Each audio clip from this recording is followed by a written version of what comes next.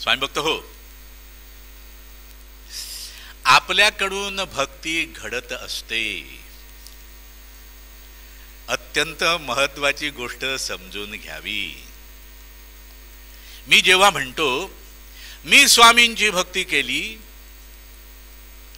जे घडलंय त्यातलं 90% कमी होतं. लक्षात घ्या, जे घडलंय त्यातलं 90% कमी होतं, 10% शेष राहतं. कारण माझ्या ठाईचा अहंभाव वृद्धिंगत होतो आणि जिथे जिथे अहंभाव वृद्धिंगत झाला तो पुण्य क्षयाला कारणीभूत होतो. म्हणजेच काय, माझ्या ठाई असलेलं, माझ्या खात्यामध्ये असलेलं जे पुण्य आहे त्या पुण्याचा क्षय होतो आणि क्षय झाला की हळूहळू माझं खातं जे आहे ते रिक्त होण्याची शक्यता निर्माण होते. म्हणून अत्यंत महत्वाची गोष्ट आपण समजून घ्यावी. भक्ती माझ्याकडून घडत असते आणि ती घडते कशी, तर श्री स्वामी समर्थ देवांच्या कृपेनं. त्यांनी कृपा केली तर भक्ती घडेल, त्यांनी कृपा केली नाही तर माझ्याकडून भक्ती घडणार नाही. मी वेगळंच काहीतरी करत बसेन आणि मी म्हणेन मी भक्ती करतो. अरे नाही रे बाबा, अरे नाही रे बाबा, तू भक्ती करत नाही, तू वेगळंच काहीतरी करतोयस आणि म्हणतोस मी भक्ती करतोय. आणि ज्याने ज्याने म्हटलं मी भक्ती केली त्याच्याकडून कधीच भक्ती घडत नाही.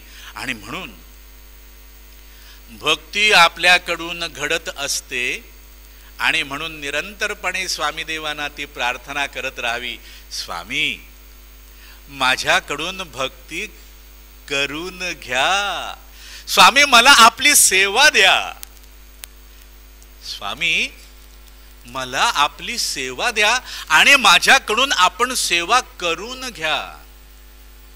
आपण म्हणाल असं कसं, आता स्वामींनी सेवा दिली तर मी केली. अरे बाबा जरा समजून घे. एक जीव दारिद्र्याने पीडित होता,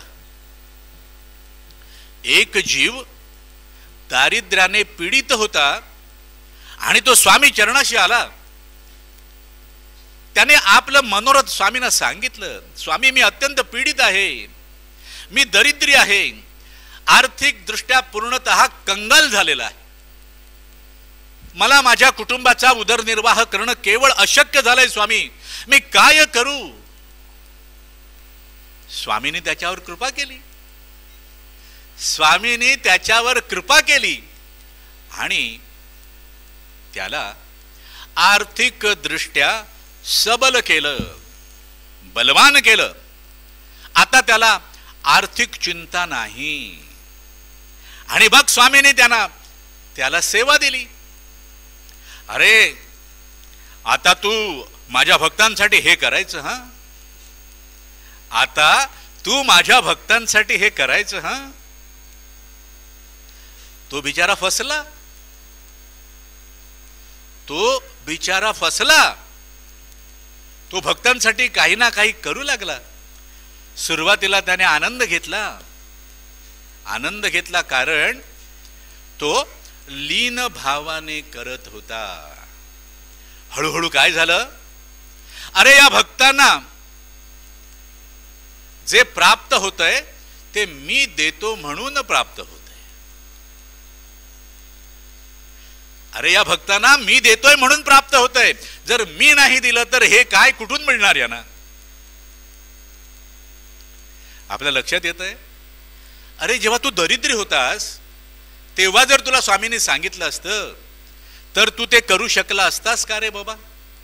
नाही करू शकला असतास, कारण तुला तुझंच पोट भरण्याचा प्रश्न होता. पण आता स्वामींनी तुला सामर्थ्य दिलं आणि स्वामी तुझ्याकडून ती सेवा करून घेत आहेत. स्वामी भक्त हो, सेवा आपल्याला दिली जाते हे लक्षात ठेवा. दिलीच नाही तर करणार कुठून. आणि करताना सुद्धा आपण सेवा करत नसतो. स्वामी आपल्याकडून करून घेतात आणि तो अहंकारित झालेला भक्त पाहिल्यानंतर स्वामी म्हणाले, अरे बाबा तू थांब, तू थांब, उगाच कष्ट करून घेऊ नकोस. असं म्हटल्यानंतर तो भक्त जरा थिजला. अरे काय झालं? अरे काही झालं नाही, मी तुझ्या कल्याणाचा विचार करतोय. कारण स्वामी आपल्या भक्तांच्या कल्याणाचा विचार करतात. कारण तुझ्याकडून जी सेवा आम्ही करून घेत आहोत त्या सेवेचं कर्तेपण तू स्वतःकडे घेऊन स्वतःच अकल्याण करीत आहेस, म्हणून तुला थांबवणं आवश्यक आहे. लक्षात येते आपल्या? म्हणून तुला थांबवणं आवश्यक आहे, अन्यथा तू आपलं अकल्याण करून घेशील. मग त्या भक्ताचा अहंकार अधिकच वृद्धिंगत झाला. तो सगळ्यांना सांगू लागला, बघा मला स्वामींनी सेवेतून बाजूला केलं. अरे तुला बाजूला केलं नाही, तुझ्या कल्याणाचं केलंय. अत्यंत महत्वाची गोष्ट सांगतोय, तुझ्या कल्याणाचं स्वामींनी केलं आहे. कारण स्वामी निरंतरपणे आपल्या भक्ताच्या कल्याणाचंच करत असतात. श्री स्वामी समर्थ लक्षात घ्या. एका भक्ताने मला एक मेसेज पाठवला, संदेश पाठवला. काय संदेश पाठवला माहितीये का आपल्याला? अक्षर कितीही सुंदर असलं, काय लिहिलं त्याने?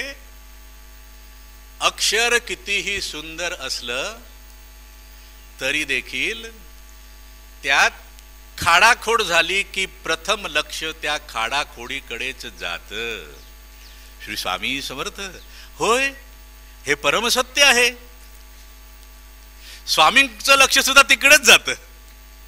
लक्षात घ्या, स्वामींचं लक्ष तिथेच जात.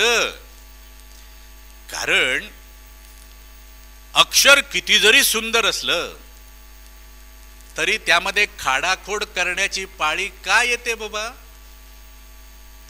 कारण तू चुकीचं लिहिलंयस. तू चुकीचं लिहिलं नाहीस तर खाडाखोड करण्याचा प्रश्नच येत नाही. मग तुला खाडाखोड का करावी लागली? कारण तू चुकीचं लिहिलंयस.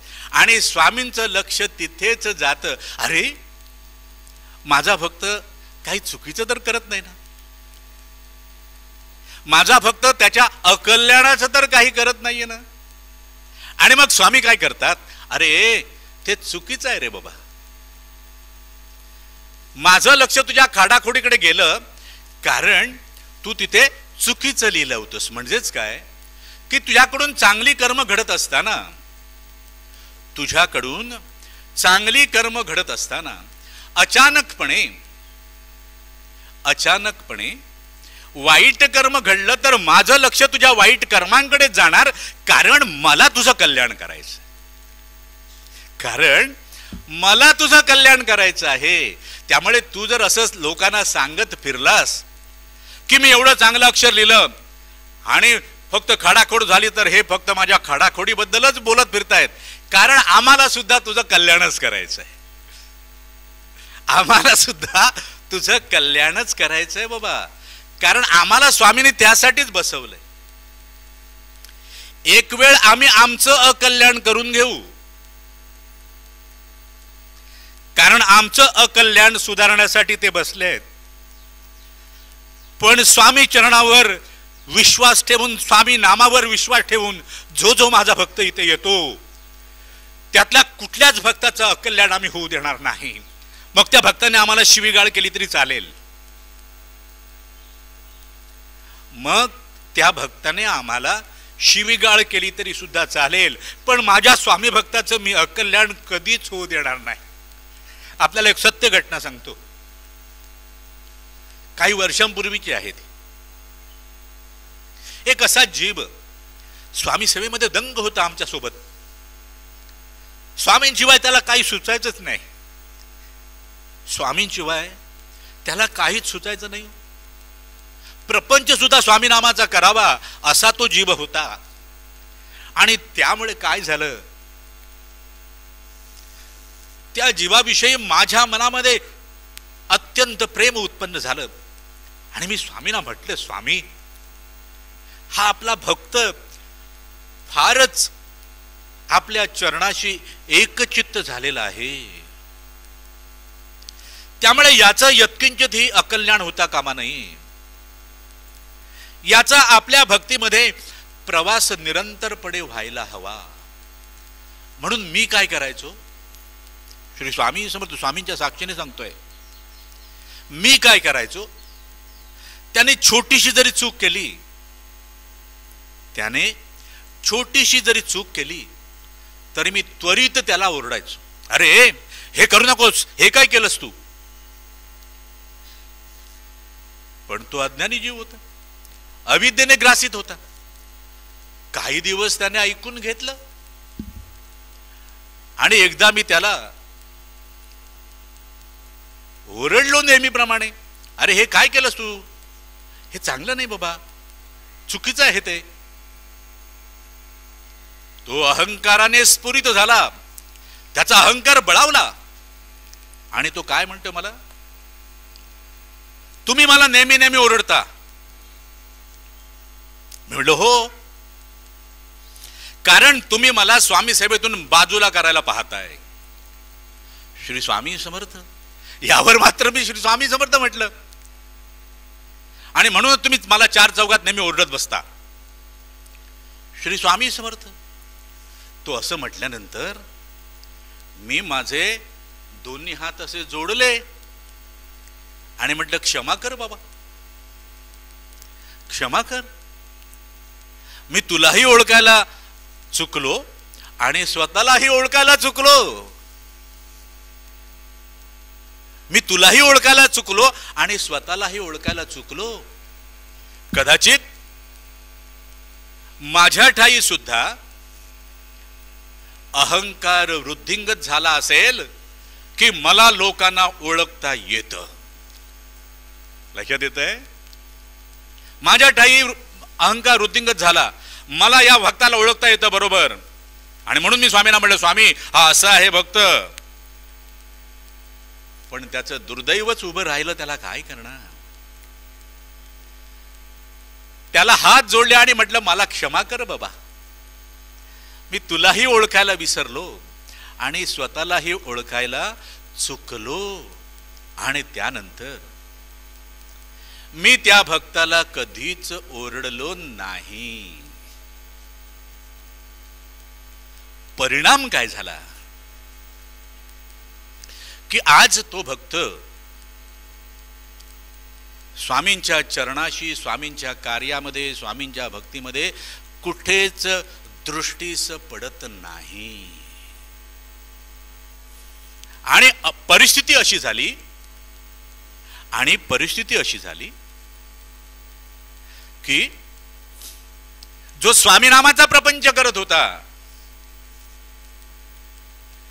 जो स्वामी नामाचाच प्रपंच करत होता, ते स्वामी नाम त्याने टाकलं आणि त्याच्याच प्रपंचाची धुळधाण झाली.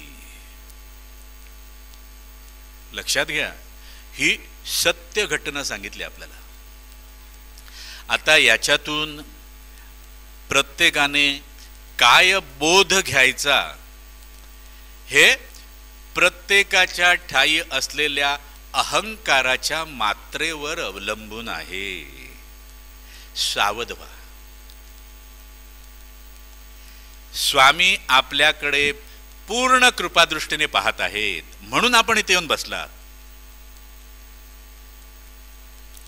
आणि जेव्हा स्वामी पूर्ण कृपादृष्टीने पाहत असतात तेव्हा आपण अत्यंत सावध असणं आवश्यक आहे. अन्यथा सगळंच हातातून सुटून जाण्याची शक्यता निर्माण होते. होतं असं म्हणत नाही, शक्यता निर्माण होते. म्हणून सावध व्हावं. आपल्या ठाई लीन भाव कसा येईल हे पाहावं.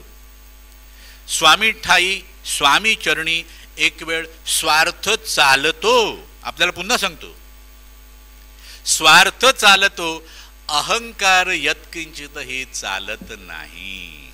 म्हणून आपण आपल्या अहंकाराची मात्रा करण्यासाठी स्वामी चरणावर लीन व्हावं आणि त्यांच्याकडून त्यांच्या कृपेची याचना करावी. श्री स्वामी समर्थ.